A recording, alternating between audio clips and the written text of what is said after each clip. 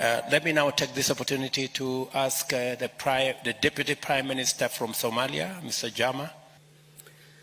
Your Excellency, President William Ruto, ladies and gentlemen, distinguished guests, fellow leaders from Africa and around the world. On behalf of the President of Somalia, Dr. Hassan Sheikh Mohamud, and the people of Somalia, I would like to express our heartfelt thanks to the President of Kenya for convening this very timely inaugural African Climate Summit. Ladies and gentlemen, across the African continent, from the southern tip to the northern edge of the Sahara, from the Sahel to the Horn, the impact of climate change manifests itself in some very similar, cyclical, and destructive patterns. And it's this common threat that brings us all together to form a unified voice championed by President Ruto. Ladies and gentlemen, Somalia, located in the Horn of Africa, is acutely aware of the profound weight of climate change vulnerabilities. Rising temperatures are very common in Somalia, and the predictions state that by 2040-2060, the temperature will increase by 1 to 1.7 degrees Celsius. Ladies and gentlemen, I want to highlight a set of variables that interact together and render the African states extremely vulnerable and their communities. The era of climate change has become synonymous with the nexus of food insecurity, forced migration, and displacement, coupled with conflict. It has been widely stated here today that over 150 million Africans are subject to food insecurity and hunger. Around 60 million of those are in the Eastern Africa and the Horn region, and 5 million in Somalia.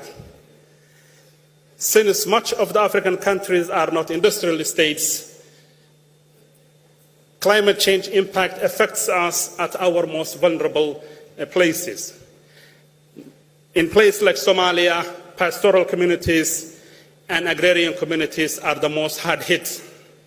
So today's very proud livestock herder or a farmer could overnight find themselves in an IDP camp outside the big cities, becoming another added number to climate change vulnerabilities.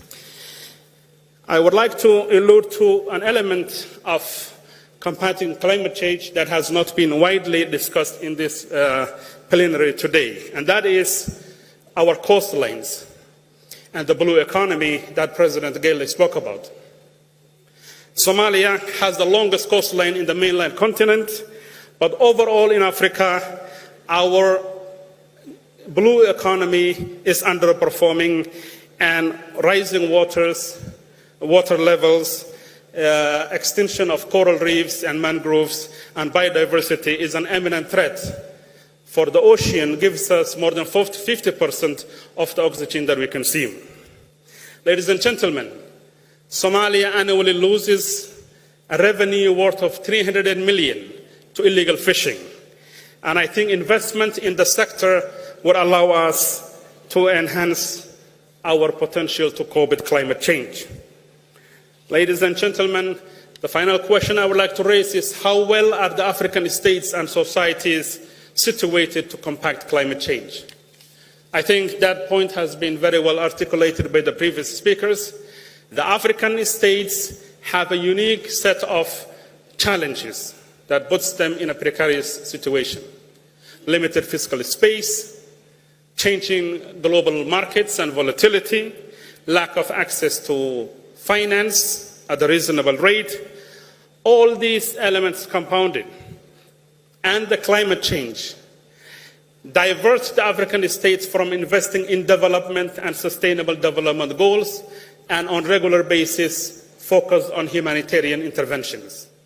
Such an approach should be abandoned, and we must look for more meaningful engagement.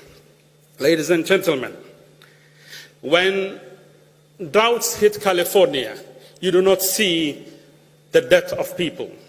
But when droughts hit the Horn of Africa, you see both the death of people and the loss of livestock. So climate change affects Africa in some very profound and immediate ways. Finally, I fundamentally want to agree with the argument put forth by President Ruto that Africa should be and ought to be part of the solution to combat climate change. We have a very young, vibrant population. More than 70% of our population is young. We have 60% of the world's potential in terms of renewable energy. We have the greatest potential for agriculture and livestock. And instead of the world feeding us, Africa has the potential to feed the world.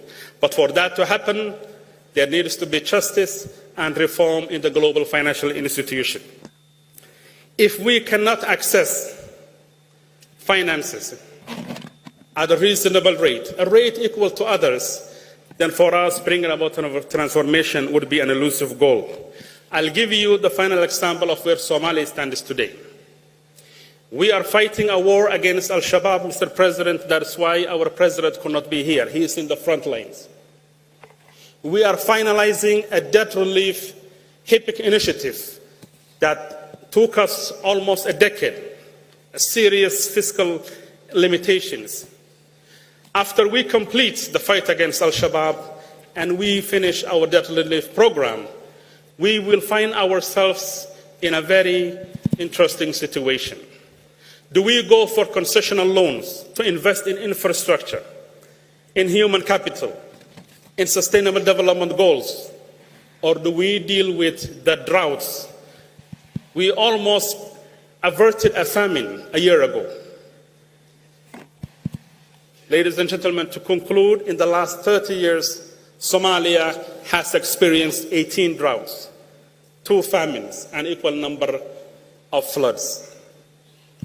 In order for us to develop the resilience and the mechanisms to cope with those things and empower our resilient citizens, we ask for international financial institutions to be reformed, adaptation programs to be increased, and Africans should have a common voice so that we can take it to the next scope. Thank you very much. Thank you very much, Deputy Prime Minister.